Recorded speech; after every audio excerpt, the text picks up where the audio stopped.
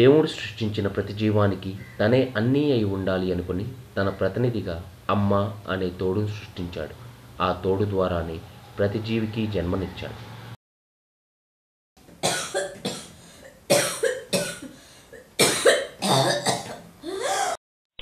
సాయి కన్నులు, చిన్ని కన్నులు.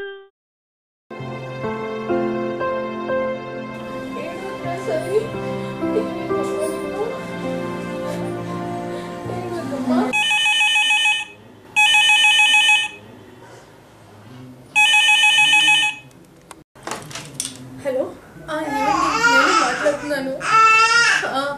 బాబు మధ్యాహ్నం నుంచి ఒకటే ఏడుస్తున్నాడండి. ఊరుకోసారి నాకు చాలా కంగారుగా ఉందండి.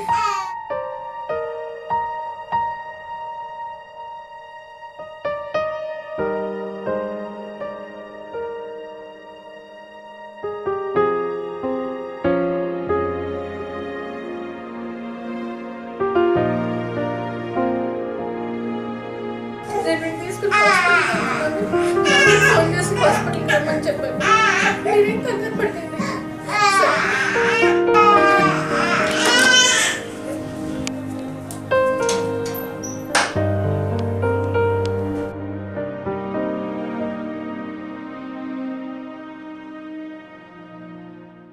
డాక్టర్ గారు ఉన్నారా? డాక్టర్ గారు బిజీగా ఉన్నారండి. ఏంటండి ప్రాబ్లం? బాబు మధ్యాహ్నం నుండి ఒకటే ఏడుస్తున్నాడండి. నేను డాక్టర్ గారిని అర్జెంటుగా కలవాలి. డాక్టర్ గారు రౌండ్స్లో ఉన్నారండి. డాక్టర్ గారిని అర్జెంటుగా కలవాలండి. ఇప్పుడు కలవడం కుదరదండి.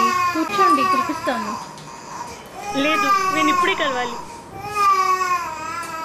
డాక్టర్, మధ్యాహ్నం నుంచి బాబు ఒకటే ఏడుస్తున్నాడు. ఒక్క చుక్క పాలు కూడా తాగలేదు. మీరు ఒకసారి చూడండి, నాకు చాలా కంగారుగా ఉంది. ఏం పర్లేదమ్మా, పిల్లలు ఏడవడం చాలా సహజం. Almost every child everyday 4 hours పాటు ఏడుస్తుంటారు. అదే సీరియస్ కాదు. సింపుల్ ఏడవడం నేను ఎప్పుడు చూడలేదు. సిస్టర్ ఎగ్జామ్ చేయాలమ్మా, చిన్న ఎగ్జామినేషన్ అమ్మా. ఏ మధ్య వద్దు, సింపుల్ కూర్చోమ్మా బయట.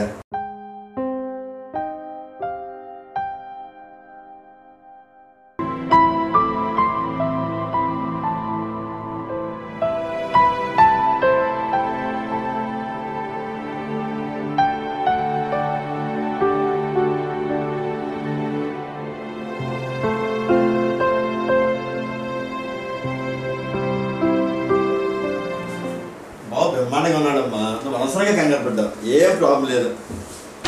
అదేం డాక్టర్ అలా అంటారు? వాడికి ఇప్పుడే స్థిమిత పడుతున్నాడు డాక్టర్. ఈ రాత్రికి వాడిని ఇక్కడే ఉంచండి డాక్టర్. బాబుకి నార్మల్గా ఉందమ్మా, ఇంత ప్రాబ్లమ్స్ ఏం లేవు. ఇంకా ఆ స్టేజ్లో అవసరం లేదమ్మా. రూల్స్ ఒప్పుకో అడ్మిషన్కి. బాబు సంగతి చూసి కూడా అలా ఎలా మాట్లాడుతున్నారు డాక్టర్? ఇప్పుడు కంగారు పెడితే వాడు ఎంత కంగారు పడతాడు? జస్ట్ చిన్న వెదర్ చేంజ్ అమ్మా, ఇది ఏం ప్రాబ్లం లేదు. ఏం మరీ అవసరం లేదమ్మా. ఇప్పుడమ్మా బాబుకి ఏమీ లేదంటున్నారు. నువ్వు ఎందుకు అలాగే బాధపడుతున్నావు? నువ్వు చిన్నప్పుడు ఇలాగే ఏడ్చేదాన్ని. పదమ్మా. వాడికి ఏం కాదు కదా నాన్న.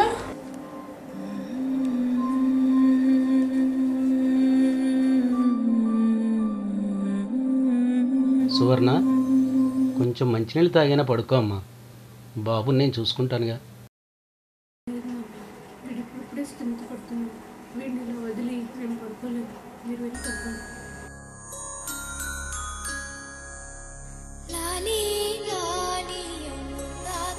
సాగుతుంటే ఎవరో నిదురపోరే, చిన్న పోదా మరి చిన్ని ప్రాణం కాసే వెన్నెలకు నీచేగా.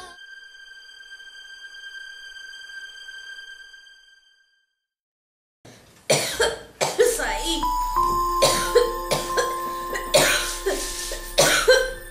సాయి,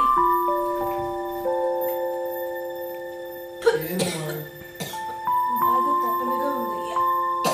కొద్దిగా మంచినీళ్ళు తెచ్చిపెట్టు.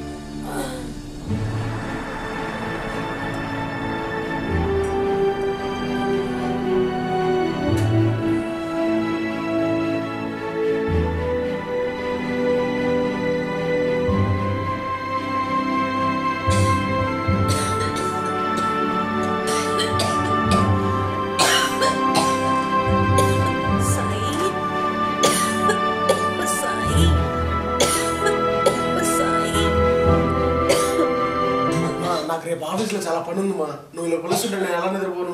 పక్కనే ఉన్నా కదా, తీసుకోవచ్చు కదా.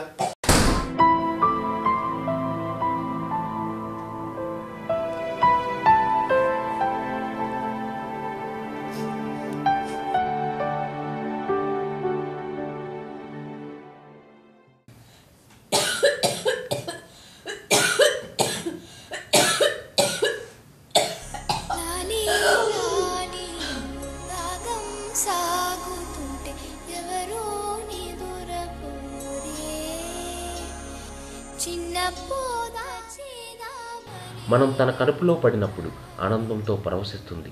అదే కడుపులో మెలికలు తిరుగుతూ ఎన్ని కష్టాలు పెట్టినా అదే ఆనందంతో భరిస్తుంది. నవమాసాలు మనల్ని తన కడుపులో దాచుకుంటుంది.